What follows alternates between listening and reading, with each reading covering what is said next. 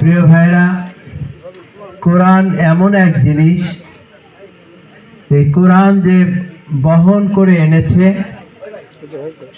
জিবরাইল আলাইহিস সালাম, ফেরেশতাদের মধ্যে সে হলো সবচেয়ে সম্মানিত ফেরেশতা।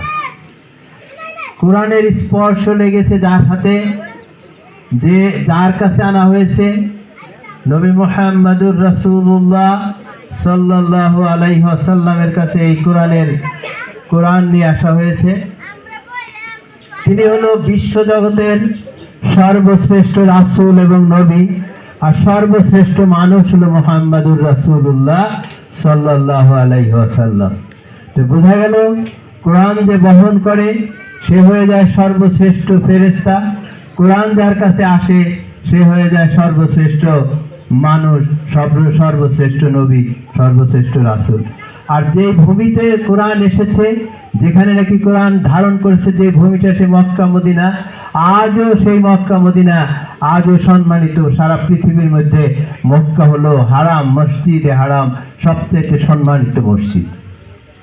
প্রিয় ভাইরা, আমি বলতে চাই এই কোরআন যদি আমি ধারণ করি, একজন ব্যক্তি যদি ধারণ করে, সেই মানুষটা হয়ে যাবে সম্মানিত মানুষ।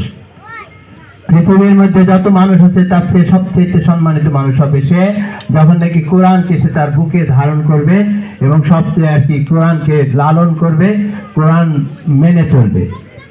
যদি একটা দেশ এই কোরআনের ভিত্তিতে চলে, আমার এই সোনার বাংলাদেশ, এই সোনার বাংলাদেশকে যদি সোনার বাংলাদেশ বানাইতে হয়, তাহলে পরে লাগবে কি? কোরআনের শাসন লাগবে। এই দেশে যদি কোরআনটাকে ফিট করা হয়, এই দেশের সংবিধানের সাথে যদি কোরআন জুড়ে দেওয়া যায়, এই দেশের সংসদে যদি কোরআনকে নিয়ে যাওয়া যায়, তাহলে পরে এই দেশটা হবে পৃথিবীর মধ্যে সবচেয়ে সম্মানিত দেশ। আসুন আমরা সবাই মিলে কোরআনকে সংসদে নেওয়ার জন্য চেষ্টা চালাই। আর এটা খুব বেশি একটা, বর্তমান যুগে এই কোরআনকে সংসদে নেওয়া খুব বড় একটা কাজ না, খুব ছোট্ট। আমাকে একটা নিভৃত একটা কক্ষে আমাকে সুযোগ দেওয়া হবে, ছোট্ট একটা ঘরের মধ্যে আমাকে ঢুকিয়ে দেওয়া হবে, সেখানে আমি আর আল্লাহ ছাড়া আর কেউ সেখানে থাকবে না, সবাই আমার পিছন থেকে চলে যাবে। ওখানে আমি একটা ছিলের মাধ্যমে প্রমাণ করে দেব যে আমি কোরআন চাই না অন্য কিছু চাই এই পৃথিবীতে। প্রিয় ভাইরা, এরকম গোপনে আজকে যেমন নাকি আমরা একটা রায় দিতে পারতেছি, কোরআনকে সংবিধান আকারে সংসদে নিতে পারতেছি, একটা দেশের মাথায় বসিয়ে দিতে পারতেছি, এত সহজ নবী মুহাম্মদ সাল্লাল্লাহু আলাইহি ওয়াসাল্লামের সময়ও ছিল না। কেননা তখন যুদ্ধ করে এই কাজটা করতে হতো, গায়ের রক্ত, তাজা রক্ত ঢেলে দিয়ে তারপরে প্রমাণ করতে হতো একটা দলকে যে হ্যাঁ, আমরাই আসলে এই সমাজে কোরআন প্রতিষ্ঠিত করার জন্য উপযুক্ত, অতএব আমরাই টিকে থাকবো। যুদ্ধ করে বিজয় লাভ করে তারপরে কোরআনকে তারা সমাজে, রাষ্ট্রে প্রতিষ্ঠিত করছে। আর আজকে আমাদের একটা গোপন ব্যালটের মাধ্যমে আমরা এই কাজটা পারি। অতএব সহজ কাজটাও যদি আমরা না করি, তাহলে কাল কিয়ামতের দিন আমাদেরকে অবশ্যই আমাদেরকে জবাবদিহি করতে হবে।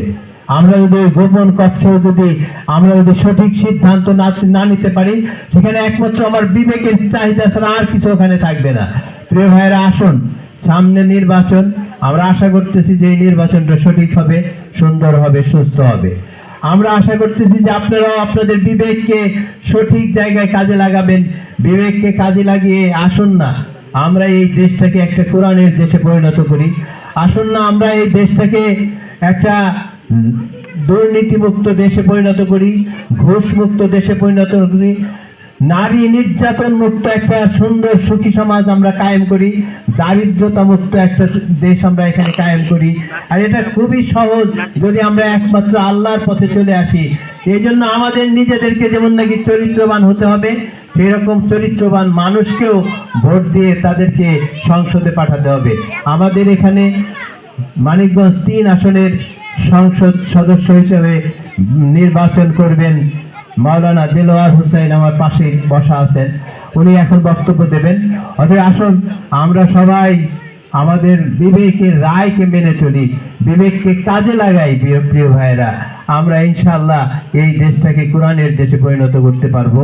আর যদি আমরা কোরআনের দেশে এই দেশটাকে পরিণত করতে পারি, তাহলে এই দেশই হবে পৃথিবীর মধ্যে সবচাইতে সম্মানিত, সবচাইতে আর কি মর্যাদাবান একটা দেশে পরিণত হবে। আল্লাহ তাআলা আমাদের সবাইকে শুভবুদ্ধির উদয় হওয়ার তৌফিক দান করুন। আমা তৌফিক ইল্লা বিল্লাহ, আমা আলাইনা ইল্লাল বালাগ।